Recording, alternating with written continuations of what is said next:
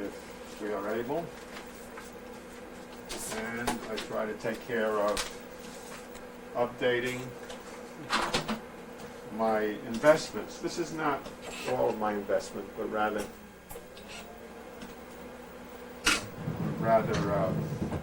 the stock market itself and the things that are listed in the exchange, the stock exchange. I don't update my bonds, and by doing this, I get a feeling of how I'm doing during the month. I see. Now, I had mentioned to the kids that last year we had a very bad year in 1994.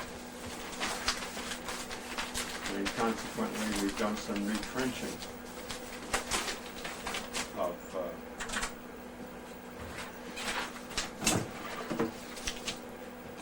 Investing in different things? well, no, I try to keep the different things hedged to a certain degree. We have a certain amount that's in the foreign markets, the expansions there, and of course a good part of it is what's called fixed income, interest bearing. Utilities are pretty heavy in what I've got, and when I look at things to invest in, of course my main idea is to keep preserve my capital. I take little risks, or what I consider risks, and preserving capital includes keeping a balanced investment fund. So when the market goes up a whole bunch, it doesn't necessarily help me that much. I see. And I've noticed that in the last few months, in a way I lag the market a bit, but eventually catch up, and hopefully I lag the declines and recessions a bit, which allows me to rebalance when necessary. So I keep here our outside IRA investments that involve the listings on the New York Stock Exchange, and my IRA investments, which are sort of balanced at the bottom. My whole portfolio I do monthly, but just to feel comfortable during the month, I update these even on a daily basis, which I don't print out, but I do print out the weekly basis. For example, I'm looking here now, and this is only one day since I closed out for the week. The week closed out at with the Dow Jones at 5,049, and the DJ after the first day of this week is at 5,071. So now there's a 22-point increase. Now what this does to my investments, I won't know until I work it out. In the main, of course, it's favorable when the market goes up, but I have found that, as I said before, I lag it, and sometimes when the market goes down, I go up, because I'm not specifically tied into the Dow Jones.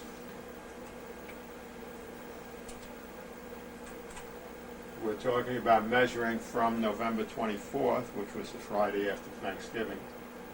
And now I'm seeing where I stand with the first trade day after that, which is November 27th.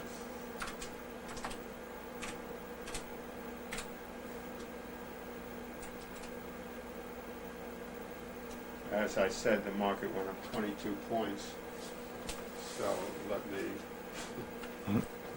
let me stop posting. Okay. And maybe just hold off until I finish posting this. Okay. And we can pick right up and see what the results are. Okay. It usually doesn't take me more than 15 minutes to do this.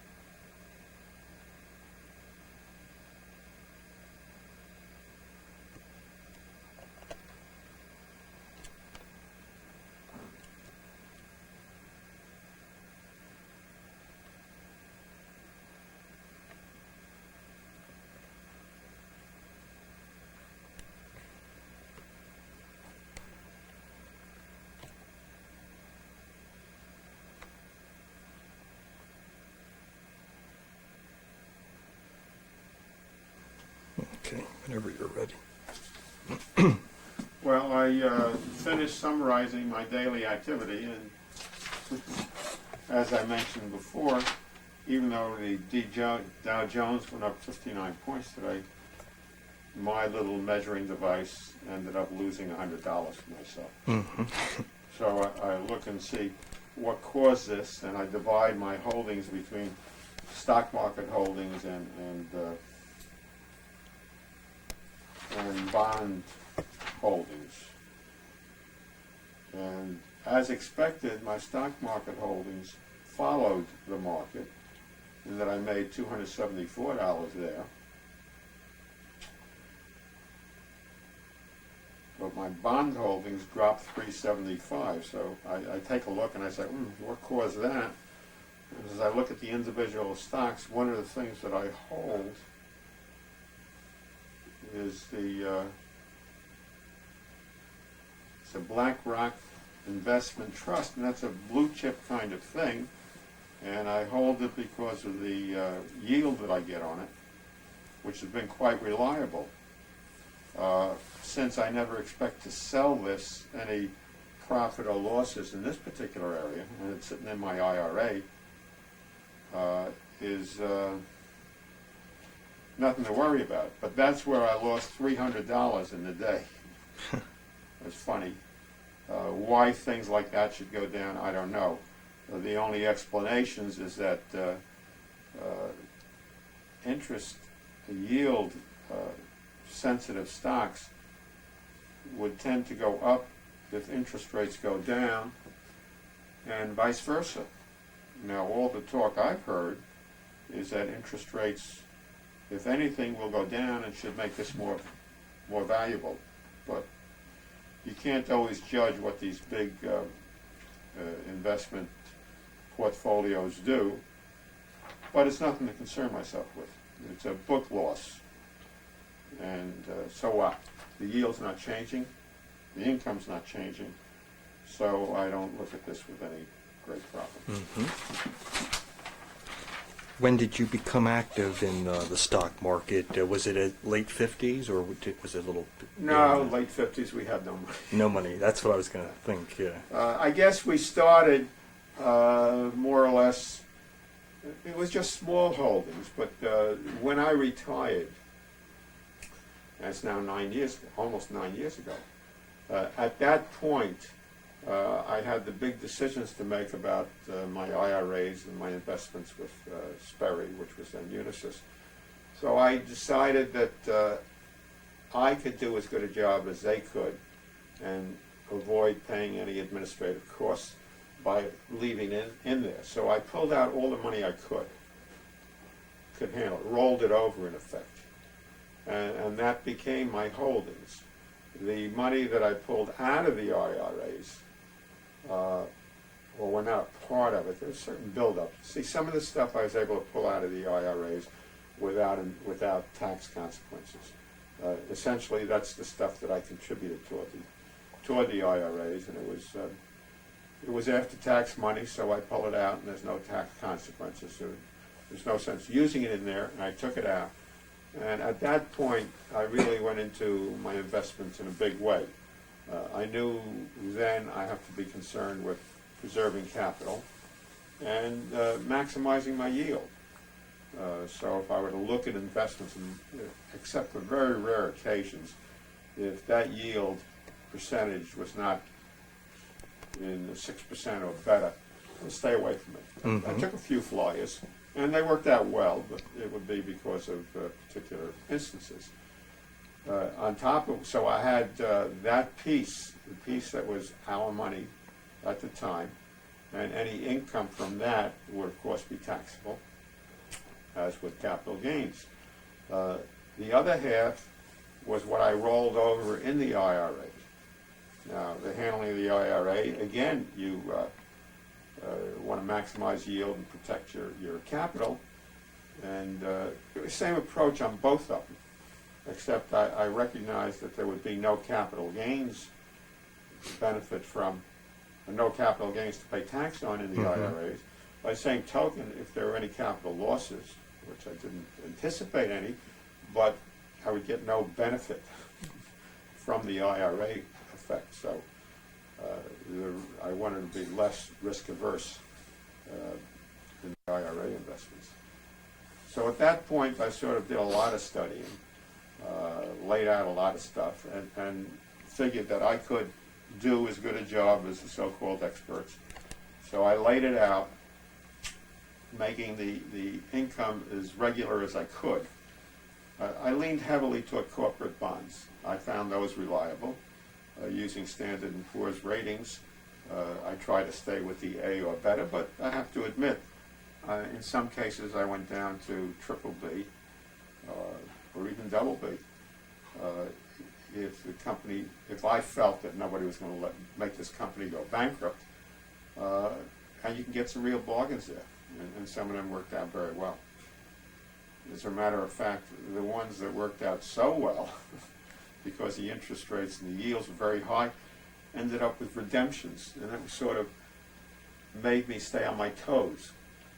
Because if I had what was giving me a nice yield of 10%, and I feel very proud of myself, the fact that it was giving 10% meant that the companies didn't like it out there when the interest rates started to drop. So they started to redeem these things. And when I get the redemption, I say, well, there's no more 10% around here, so settle for 9. And I think we've done all right with this type of thing. Where we are now, it's difficult. It's not like I'm investing to go in and out. So every once in a while, if the market does go down, I have to convince myself that it's not hurting me. As long as I don't sell it at the loss, or am forced to sell it at the loss, and as long as they don't drop the dividends, then it makes no difference to me. On the other hand, if and now I'm getting into a little of my philosophies, if the yield and other things make the stock go up, and I take a look at it and say, gee, now what I bought for $100, I could sell for $200. What originally was a yield of 9% is now a yield of only 4.5%. So that said, hey, maybe I got to start selling these things and reinvesting them. So I can now take the $200 and find something that's going to give me 8% on it, which makes me better off. Especially if the investment happens to be in the IRA and I don't worry about capital gains. If it's not in the IRA, then I have to think in terms of, well, I'm not going to get the full capital out of this because I have to pay taxes on that piece that goes the other way. It's a very general philosophy, and I guess that's all should be said for this. The other stuff that I do at the desk is I keep a desk calendar here, and this is my reminders of what to do. I work off a tickler file system. I keep all of the bills that should be paid, and effectively, I write the checks as the bills come in, or as I can get to them, but I don't necessarily send them out. I'm always ahead.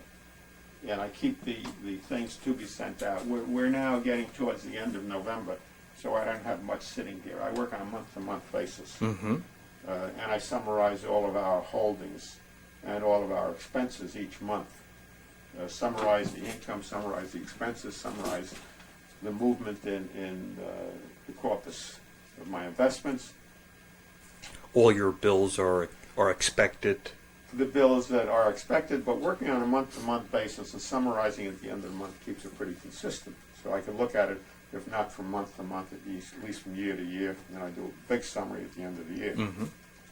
We're getting towards the end of November. As I said, we're November 28th, so there's only one bill staying here.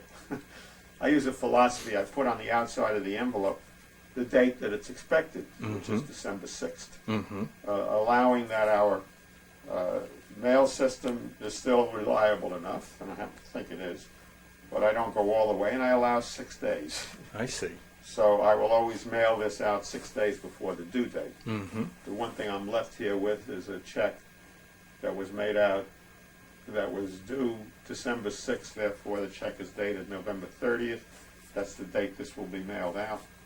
I leave it here. It is now November 28th. 2 days from now I'll lay it out.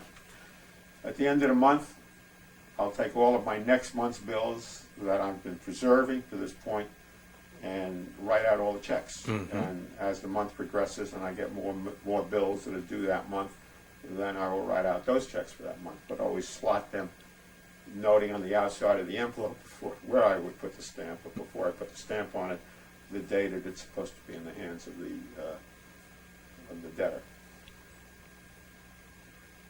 Creditor. And so this is my little cubby hole that I work with. The telephone will be put back now. And I'm finished with my morning activity. Okay.